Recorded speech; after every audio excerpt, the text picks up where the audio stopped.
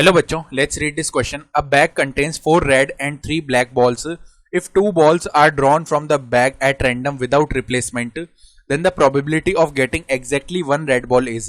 तो हमें probability बतानी है getting exactly 1 red ball की. स्टार्ट कर लेते हैं हमारे की कॉन्सेप्ट से. की कॉन्सेप्ट देखो क्या हो जाएगा. हम जानते हैं probability का फॉर्मूला क्या होता है. Probability it is equal to number of favorable outcomes,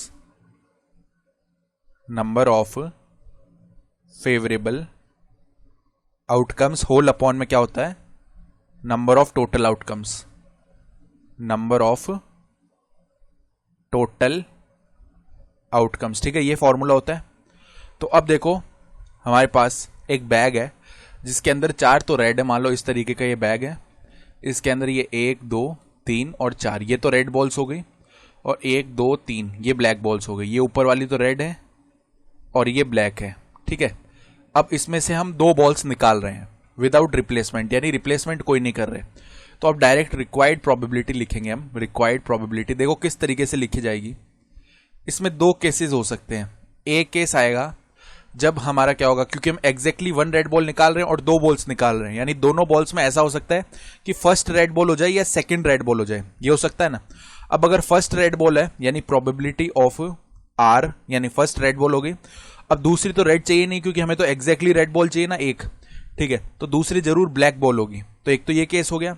और अब और का सेंस आएगा, यानी या तो ये हो जाए या दूसरा जाए. तो जब भी और का सेंस आता है तो हम एडिशन करते हैं. एंड प्रोबेबिलिटी ऑफ एक हो सकता है कि पहले क्या आ जाए, ब्लैक आ जाए फिर रेड आ जाए. ये 2 ही केसेस हो सकते हैं. तो देखो पहले अगर रेड बॉल आ रही है तो रेड बॉल टोटल कितनी है, 4 है. फेवरेबल आउटकम्स उसके 4 अपॉन में टोटल आउटकम्स कितने हैं, टोटल बॉल्स कितनी दी, 4 + 3 यानी 7. ठीक है, अब पहले तो हमने रेड निकाल ली एंड उसके साथ ही ये इसी केस में आ रहा है ना, तो जब भी एंड का सेंस आता है तो मल्टीप्लाई करते हैं. अब देखो हमें चाहिए ब्लैक बॉल, तो ब्लैक बॉल टोटल कितनी थी, 3 थी. अपॉन में अब बॉल्स रह कितनी गई हैं, देखो एक तो हमने यहां पे निकाल लिया ना, तो अब 6 ही रह गई हैं बॉल्स.